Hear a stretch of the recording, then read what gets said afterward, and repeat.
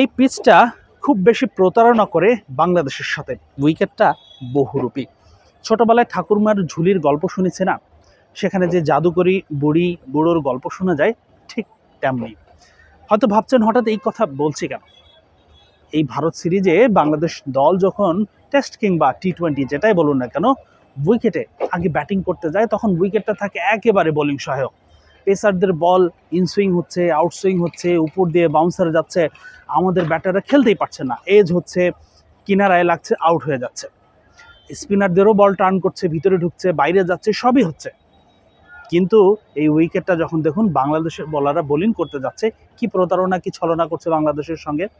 একেবারেই যেন তখন ব্যাটিং সহায়ক, ব্যাটিং প্যারাডাইস, একটা ফ্ল্যাট উইকেট। তখন বাংলাদেশের পেসারদের বল অতটা বাউন্সও হয় না, অতটা সুইংও করে না, স্পিনারও ততটা টার্ন পাচ্ছে না। কি আগ্রাসী ব্যাটিং করছে ভারতীয় ব্যাটাররা। টেস্টেও টি-20 মেজাজে খেলেছে তারা, অনভিজ্ঞ একটা দল, তারাও টি-20তে সেই খুনি মেজাজে খেলেইছে। এই উইকেটটারই দোষ সব কিছু। এই কথাটা রূপক অর্থে বললাম, গল্পের ছলে বললাম, অনেকটা হতাশা, দুঃখ নিয়ে। বাংলাদেশের ব্যাটারদের পারফরমেন্স এতটাই খারাপ যে তারা যখন একটা ব্যাটিং ট্র্যাকে ব্যাটিং করে তখন সেটা মনে হয় বোলিং সহায়ক, আবার অপোজিশন যখন ব্যাটিং করে তখন সেই উইকেটকেই মনে হয় ব্যাটিং প্যারাডাইস, খুব হাই স্কোরিং একটা পিচ। মূলত সমস্যা আমাদের স্কিলের, মূলত সমস্যা আমাদের মানসিকতার। তবে আমার মনে হয় স্কিল আপনি চাইলে রাতারাতি পাল্টাতে পারবেন না। তবে বাংলাদেশের ব্যাটাররা যদি তাদের বুদ্ধি, তাদের ক্রিকেট মস্তিষ্কে কিছুটা পরিবর্তন আনে, একটু নাড়িয়ে দেয়, একটু ভাবতে শেখে, তাহলে মনে হয় বাংলাদেশ দল দৃষ্টিগতভাবে বা বাংলাদেশ দলের উন্নতিটা প্রকাশ্যে সবার দৃষ্টিতে আসা সম্ভব। ছোট্ট একটা উদাহরণ দিয়েই শেষ করব। এই যেমন দেখুন বাংলাদেশের উইকেট পড়ে গেছে 7টা। উইকেটে এলেন শরীফুল, ইয়র্কার একটা বল স্টাম্প ছেড়ে ছক্কা হাঁকাতে গিয়ে বোল্ট। তাসকিন আহমেদ বেপরোয়াভাবে রান আউট। মুস্তাফিজ বোল্ট।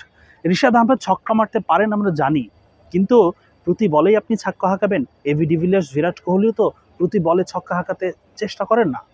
তাহলে আপনার বুদ্ধিটা খাটাবেন কখন? এ তো গেল লোয়ার অর্ডার বোলারদের কথা। ব্যাটারদের অবস্থাও সেম। লিটন দাস প্রায় প্রতি ইনিংসে অফ স্টাম্পের বাইরের বল লেগ সাইডে টেনে মারতে গিয়ে আউট হচ্ছেনই। এক বলে ছক্কা, পরের বলে আউট। ম্যাচের পরিস্থিতি যেমনই হোক না কেন, মনে হয় একই গিয়ারে, ঠিক যেভাবে ম্যানুয়াল গাড়িগুলো চলে, একই ইন্টেন্ট নিয়ে ব্যাটিং করার চেষ্টা। ম্যাচের পরিস্থিতি, বলের মেরিট কিছুই বোঝার দরকার নেই, চোখ বন্ধ করে যেন পাড়া মহল্লার ক্রিকেট খেলছেন বাংলাদেশের ব্যাটার। আসিনুর রহমান, যমুনা স্পোর্টস, গোয়ালিয়র, ভারত।